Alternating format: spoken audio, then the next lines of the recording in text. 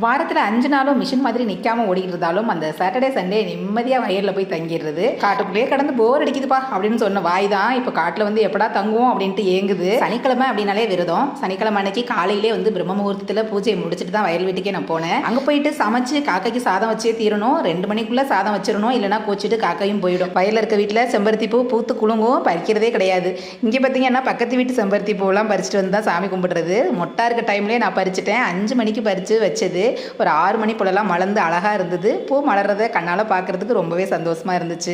வயல் வீட்டுக்கு போயிட்டு அப்படியே சமைச்சாச்சு. வாரம் வாரம் சனிக்கிழமை விரதத்தன்னைக்கு ஏதோ ஒரு கீரை சமைச்சிடணும் அப்படிங்கிறது ஃபேமிலி ரூல்ஸு. ஸோ நம்மளுமே அந்த ரூல்ஸை மீறாமல் இருக்கும். ஏன்னு கேட்டிங்கன்னா இந்த ரூல்ஸ்லாம் போடலை அப்படின்னா நம்ம கீரையே மறந்துடுவோம் அப்படின்றதுனால இதுவும் நல்லா தானே இருக்குது, நம்மளும் ஃபாலோ பண்ணிக்குவோம் அப்படின்னு சொல்லிட்டு சனிக்கிழமையான ஏதாவது ஒரு கீரை சமைச்சிடுறது.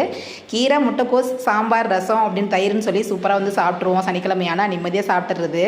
அன்றைக்கி சாயந்தரம் என்னவோ தோணுச்சு, எல்லா சனிக்கிழமையும் விரதம் இருக்கிறீங்க, ஆனால் அந்த பெருமாளை போய் நேரில் பார்க்குறதே இல்லையே அப்படின்னு சொல்லி புலம்பிகிட்டு இருந்தேன்.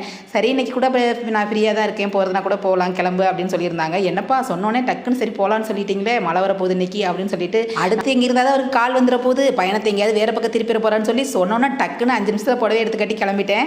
பெருமாள் கோயில் போகிறோம் அப்படின்னாலே வீட்டில் இருந்து சந்தனம், முல்லை, துளசி இதெல்லாமே பறித்து எடுத்துக்கிட்டு தான் போவேன். நானும் நினச்சது மாதிரியே அவருக்கு ஒரு ஃபோன் கால் வந்துச்சு. சரி நான் அந்த வேலையை முடிச்சுட்டு டக்குன்னு நான் கோயிலுக்கு வந்துடுறேன், நீங்கள் பின்னாடியே வாங்க அப்படின்னு சொல்லிட்டு என்னையும் ஆதுக்குட்டியும் வர சொல்லிட்டு அவங்க முன்னாடி போயிட்டாங்க.